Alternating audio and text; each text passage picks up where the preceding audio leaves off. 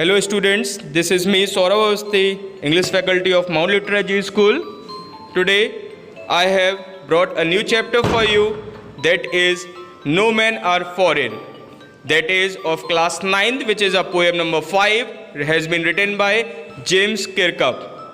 So students, now we are going to start with the introduction of the chapter, where he has told us about that no person, that means of other country, is our enemy. Okay, let's begin with the setting of the poem. This poem is set at the site of the stone wall between the farms of two hard-working men of England, one of whom is the poet himself. There is a speculation on how the said wall has come to be broken.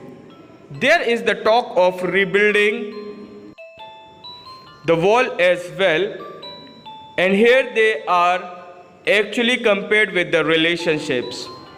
Okay, now let's start with the stanza 1, that is from line 1 to 4. Let's begin. Remember, no men are strange, no country is foreign. Beneath all uniforms, a single body breathes. Like us, the land our brothers walk upon is earth like this, in which we all shall lie. So here, students, this is the paragraph which has been taken from your poem of No Men Are Foreign. Let's begin with the summary of the poem. The poem consists of 20 lines in total. These lines are not divided into stanzas. However, they are divided into meaningful segments here for the purposes of this summary, in order to make the poem easier to understand and follow. This poem is written in the first person. Hence, we can assume that the speaker of the poem is the poet himself. So here in these lines, students, the poet tells his readers that men are not different from each other simply on the basis that they hail from separate countries. And also here, they may fight for the army of his nation or that one, but underneath the uniform they are all essentially similar. Your opponent, army soldiers, live and breathe just as you do. Most fights between the men of one country and another result from disputes over which piece of land belongs to which nation. However, all the land on earth is the same. Moreover, every man will have to lie in the earth at one time or the other. That is, all men have to die, and all pieces of land are potential graveyards, in that they can occasion a war for their occupation. So here, students, this is all about the war which is going on between different countries, actually, between different people, actually, just for their survival and just for their disputed lands. Okay, the next lines are here as follows. They too, aware of sun and air and water, are fed by peaceful harvests, by wars, long winter starved. Their hands are ours, and in their lines we read, a labor not different from our own. So here, in these lines, the poet provides further evidence of the unity of men. He says that those who hail from countries other than our own also depend, like we do, on sun and air and water for their survival. They too have seen periods of peace and periods of wars. In times of peace, they have had the assurance of a square meal every day, just like us. Again, just like us, war has been a long winter to them, when food is scarce and every moment brings with the dread of an approaching famine. They look just like us and are descended from the same ancestors as we are. So these were your 5 to 8 lines. Now These are your 9 to 12th lines of your poem. Let's begin. Remember, they have eyes like ours that wake, or sleep and strength that can be won. By love in every land is common life that all can recognize and understand. So these are your line from 9th to 12th. Here students, they mean that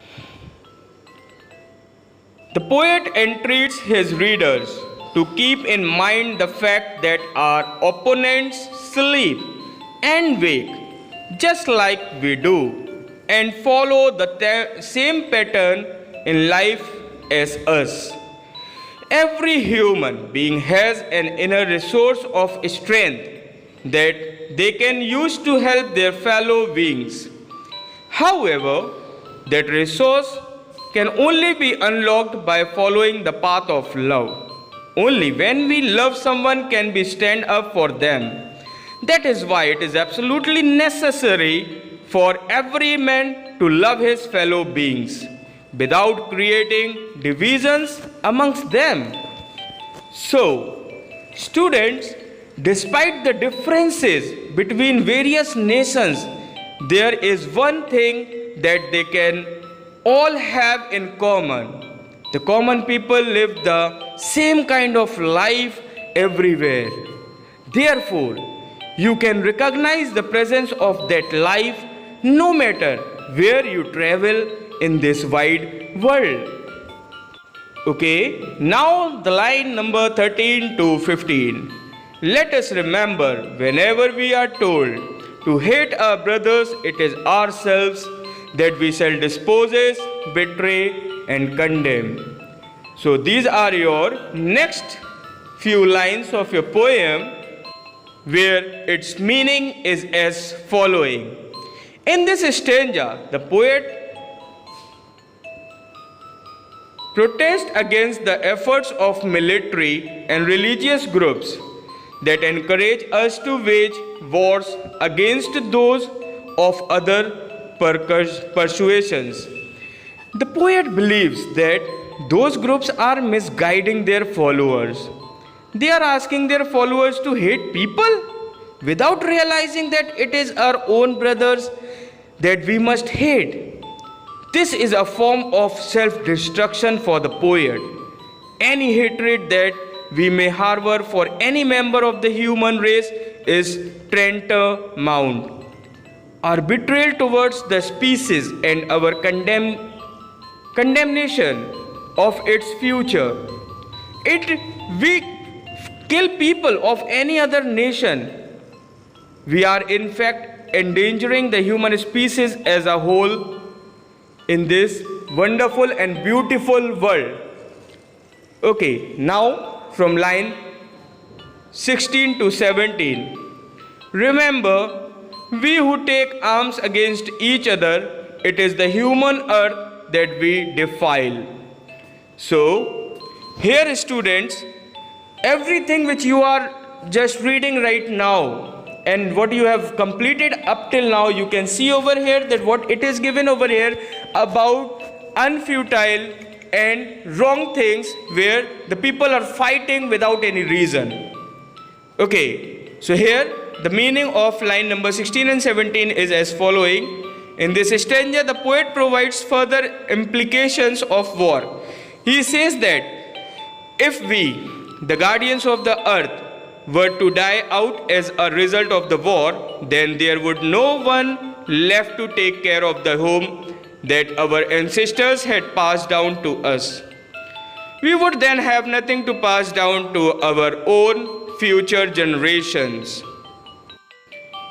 Now let's go through line number 18 to 20.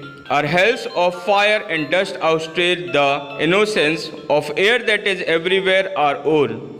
Remember, no men are foreign and no countries are strange. So here students, these were the last three lines of your chapter, that is 18 to 20. Now let's come to the meaning of this stanza. In this stanza, the poet compares wartime with hell. In war as in hell, there is fire and smoke everywhere. As a result of this, the earth is becoming poisoned. The very air that we breathe is becoming impure and will not be able to sustain human life for much longer. That is why the poet encourages us not to wage war on our fellow men, thinking they are foreigners and that their countries are unlike our own. Because they are also surviving over there, they are also living, they are also taking food, they are also eating food as we are doing, and they are also drinking water, they are also dependent on the light of sun. So finally it can be said that whatever and what all we human are doing here in this country, they are also following the same trends, they are also following the same thing, they are also doing the same thing. So we don't have to fight with them. This is very much clear through this poem.